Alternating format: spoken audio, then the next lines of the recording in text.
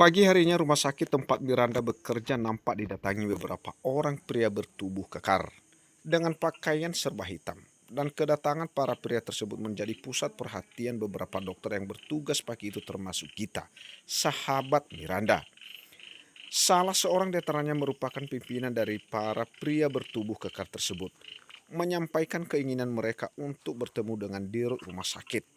Tidak ingin menimbulkan keributan yang akan mengganggu ketenangan penghuni rumah sakit. Pihak keamanan lantas mempersilahkan para pria itu menemui dirut rumah sakit di ruangannya. Setelah cukup lama berada di ruangan dirut rumah sakit, pria yang menjadi perwakilan tersebut pun mendapat kabar jika ternyata pagi ini Miranda baru saja mengirim surat pengunduran diri secara online pada pihak rumah sakit. Lebih tepatnya Miranda memutuskan hubungan kerja secara sepihak. Dan itu termasuk salah satu tindakan yang dianggap menyalahi aturan kontrak kerja. Dengan kejadian ini, Miranda justru dianggap merugikan pihak rumah sakit dan terancam membayar penalti sebagai ganti rugi akan tindakannya itu. Jika tidak bersedia membayar penalti secara otomatis, Miranda akan berurusan dengan pihak yang berwajib.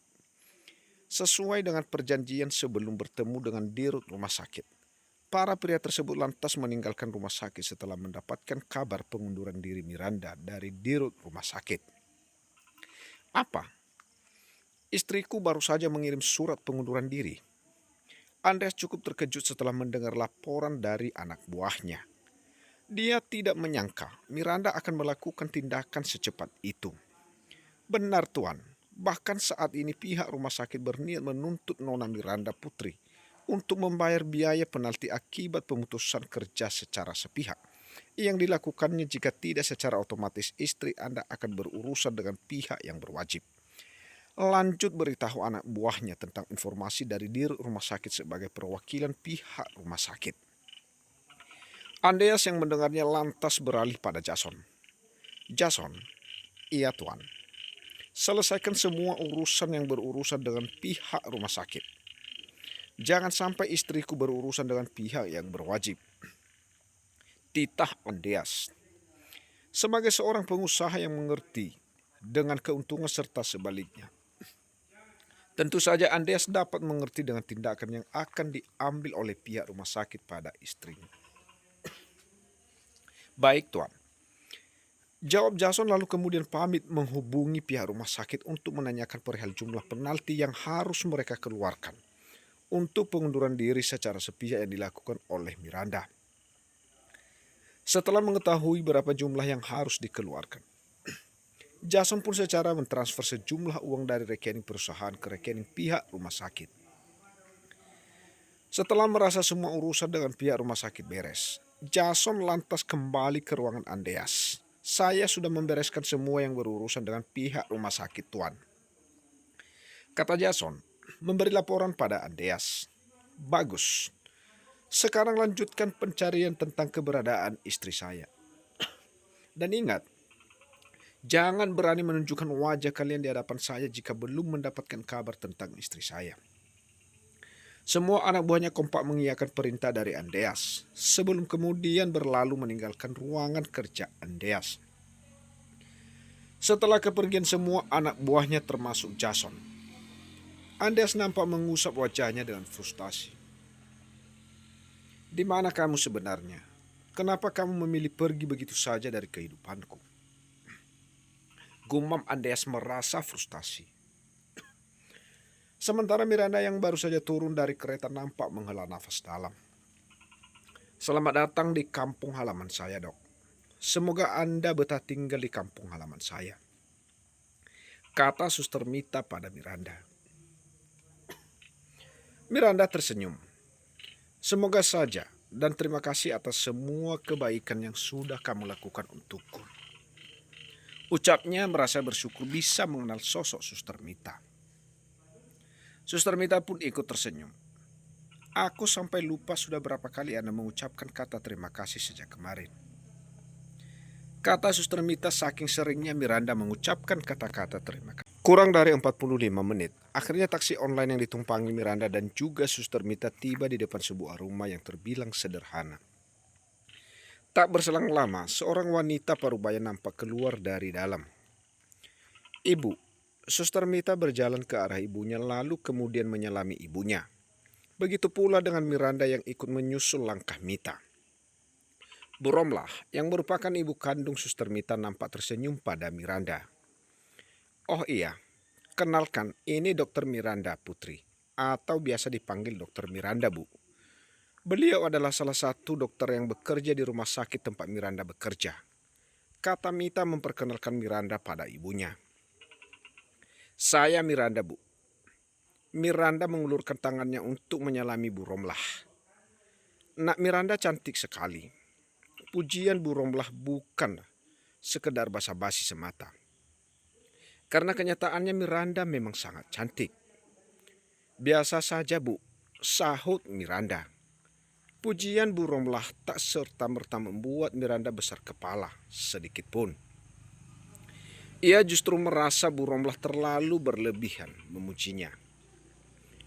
Bu Romlah lantas mengajak putrinya dan juga Miranda untuk masuk ke dalam rumah. Kini Miranda dan Mita duduk di ruangan tamu rumah sederhana peninggalan ayahnya Mita. Sementara Bu Romlah pamit menuju dapur untuk membuatkan minuman. Tak berselang lama, Bu Romlah pun kembali dari dapur dengan sebuah nampak yang berisikan 2 gelas minuman dingin. "Minum dulu, Nak Miranda," kata Bu Romlah mempersilahkan Miranda untuk menikmati minuman dingin yang telah ia sajikan di atas meja. Sementara Mita sendiri telah meneguk miliknya tanpa menunggu dipersilahkan lebih dulu. "Terima kasih, Bu," jawab Miranda merasa sungkan. Lalu kemudian meraih gelas minumannya lalu meneguknya. Melihat gurat lelah di wajah Miranda, Bu Romlah lantas meminta Mita mengajak Miranda untuk segera beristirahat di kamarnya. "Sebaiknya Anda istirahat saja, Dok. Anda pasti sangat lelah," tutur Miranda.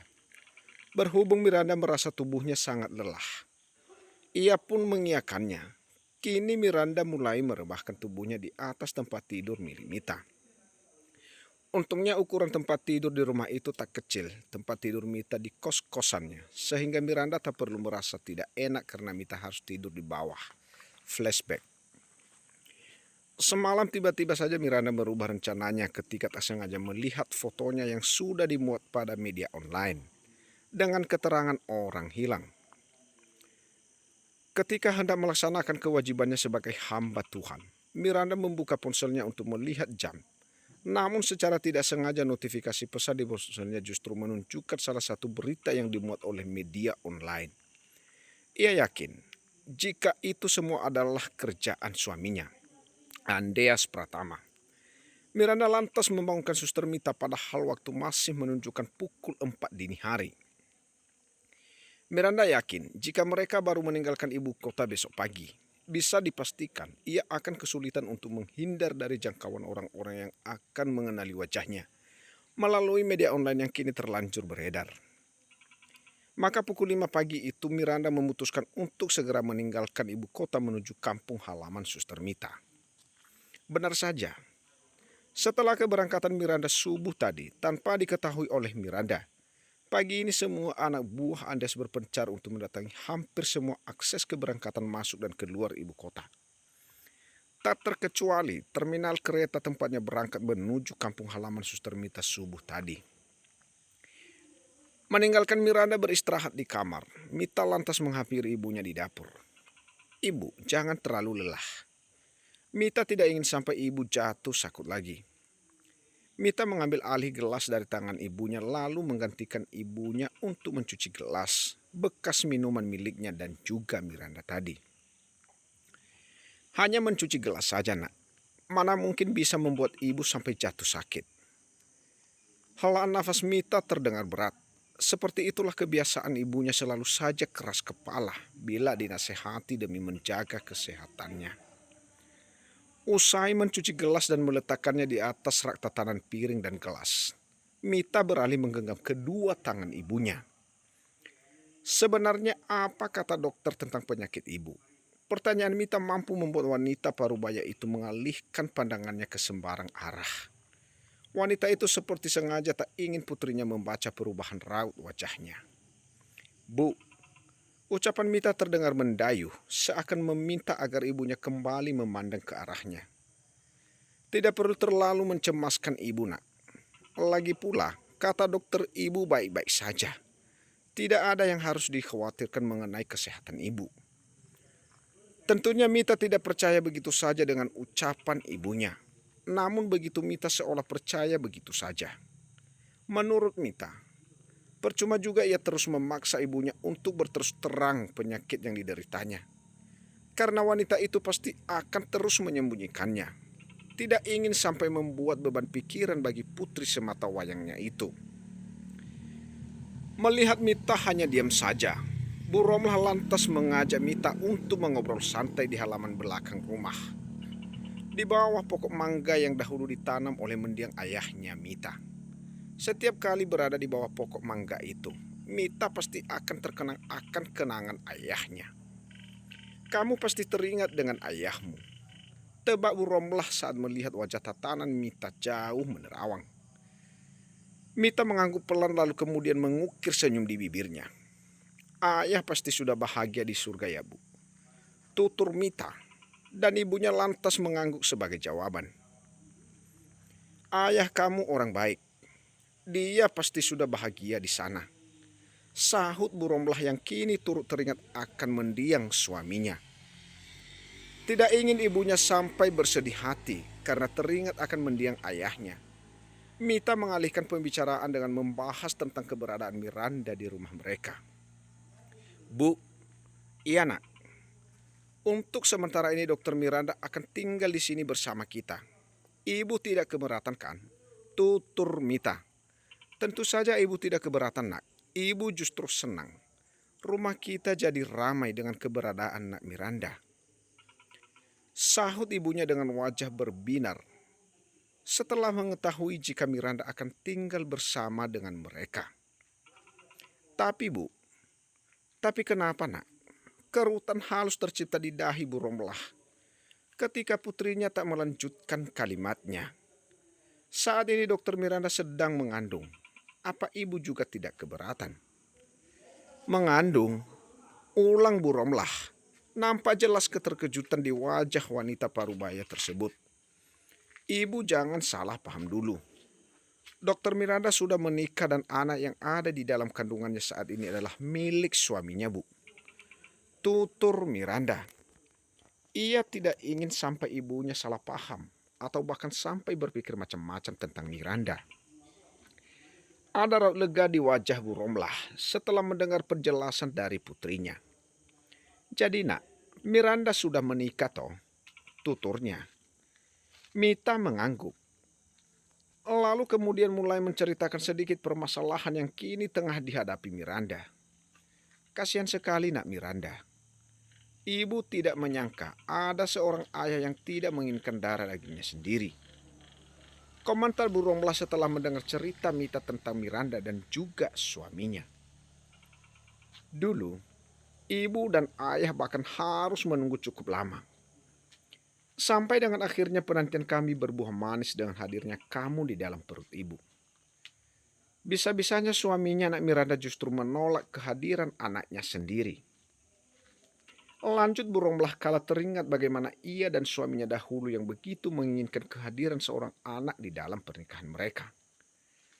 Kamu tidak perlu khawatir nak. Nak Miranda boleh tinggal di sini bersama kita, bahkan selama-lamanya pun. Ibu sama sekali tidak keberatan. Mita sudah menebak, jika ibunya pasti akan menerima keberadaan Miranda dengan baik. Itulah mengapa ia mengajak serta Miranda kembali ke kampung halamannya. Cukup lama Mita dan ibunya mengobrol di halaman belakang. Sampai dengan beberapa saat kemudian Miranda tampak menghampiri keduanya. Nak Miranda, Bu Romlah tersenyum ketika melihat keberadaan Miranda berdiri di ambang pintu dapur. Ayo ke sini dok, seru Mita. Miranda meresponnya dengan seulas senyum di bibirnya. Lalu kemudian melanjutkan langkahnya menghampiri Bu Romlah dan juga Mita. Pokok mangga yang berbuah lebat sekali ya Bu. Komentar Miranda saat melihat pokok mangga yang kini berubah lebat. Apa Dokter Miranda mau? Kalau Dokter Miranda menginginkannya biar saya ambilkan. Tawar Mita. Dan dengan spontan Miranda menganggukkan kepalanya, mau tuturnya. Mita tersenyum melihat raut wajah Miranda yang kini nampak berbinar, menginginkan buah mangga. Baik, tunggu sebentar ya dok. Mita lantas beranjak untuk mengambil galah untuk memetik buah mangga dari pohonnya. Setelah berhasil memetik beberapa buah mangga, matang dan segar dari pohonnya, Mita lantas mengupasnya lalu menaruh potongan mangga di atas piring kemudian memberikannya pada Miranda. Dengan senang hati dan juga senyum yang terukir sempurna di bibirnya, Miranda mulai menikmati buah mangga yang rasanya begitu manis di lidah. Berbanding terbalik dengan Miranda yang kini tengah menikmati manisnya buah mangga di kampung halaman Mita. Jason serta anak buah Andes yang lainnya justru tengah menikmati pahitnya omelan Andeas karena mereka tidak berhasil menemukan keberadaan Miranda.